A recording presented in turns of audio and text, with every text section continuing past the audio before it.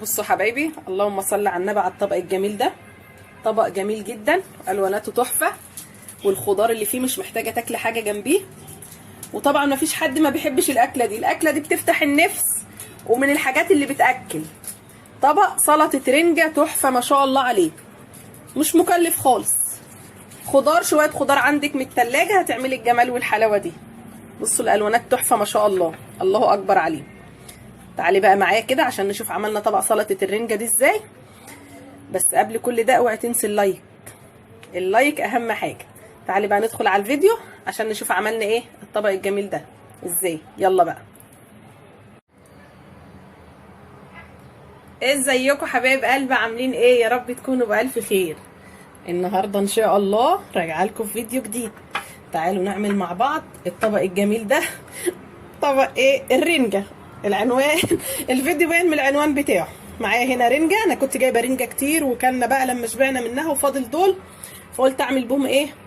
طبق سلطه الرنجه ايه معاكم. معايا دول رنجتين، ومعايا طحينه، وعصير ليمونه كبيره او ليمونتين صغيرين، معلقتين زيت، معايا فلفل اخضر حراق وبارد، وطماطم، وبصل ناشف، وبصل اخضر، والليمون طبعا. على اول ننضف الرنجه مع بعض، نركي الحاجات بتاعتنا دي الاول.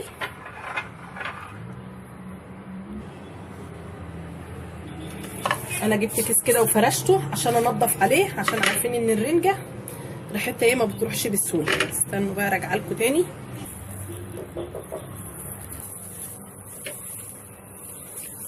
انا فرشت الكيس بتاعي اهو، وجبت ايه المقص بتاعي ده، مقص الاكل، ما بعملش بيه حاجه غير ان انا ايه سايبه لي الاكل بس. اقطع الراس بتاعتها كده كويس، افتحها. هي فيها بطارخ ما شاء الله، البطارخ اللي هي خشنه شويه دي، بس هي مش خشنه قوي صراحه. افتحها كده.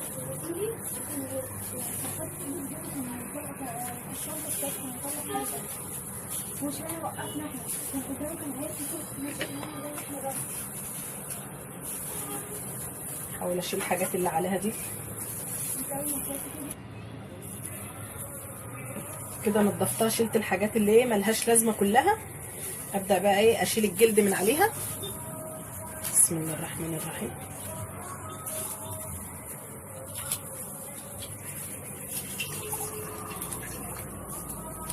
طبعا الجوانت بيعاكس مع الواحد، مش زي ما بتبقى ايه تعملي بايدك على طول، بيفضل يزحلق في الحاجه.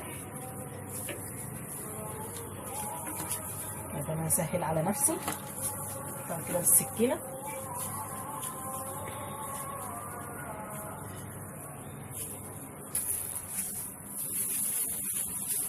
لسه حبايبي خلصت الرنجه بتاعتي كلها، هي قشرتها، ما خليتش فيها اي حاجه خالص. بتتقشر بطريقه سهله، ولا تشوحها على النار ولا اي حاجه. بتشيلي القشره معاكي بتطلع بسرعه. اقطعها بقى ايه حتت صغيره كده عشان تبقى الحته على قد اللقمه على طول.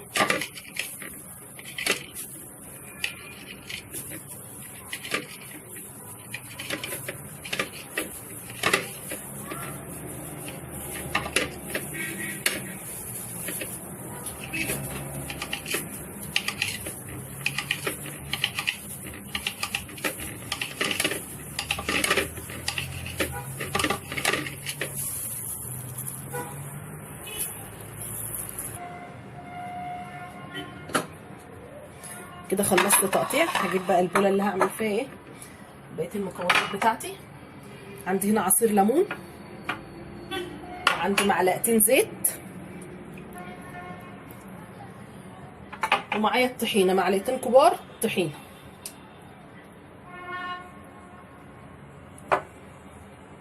نقلب كل ده كويس مع بعض كده.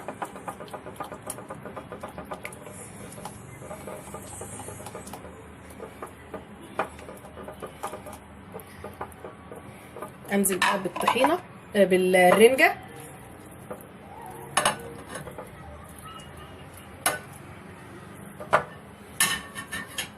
والخضار بتاعي،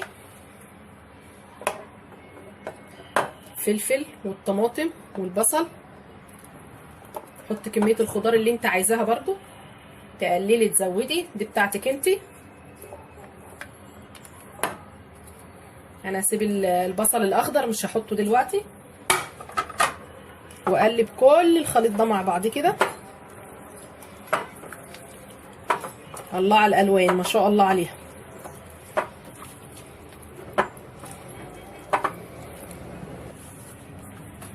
انا الرنجه دي دلعه جدا، ما عليهاش زي ما يكون ما عليهاش ملح خالص، وطبعا لما حطيت الخضار بقت دلع اكتر، فانا هديها نص معلقه ملح كده عشان تظبط الطعم معايا، واديها رشه كمون كمان، واقلبهم بقى كويس. رشه الملح دي هتظبطها معايا لان هي دلعه، ولما حطيت الخضار دقتها لقيتها دلعه قوي.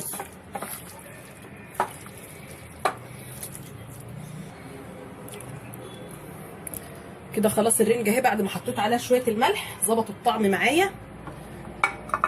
هي كده ملحها مظبوط، ولا دلعه ولا حادقه. افضيها بقى في الطبق.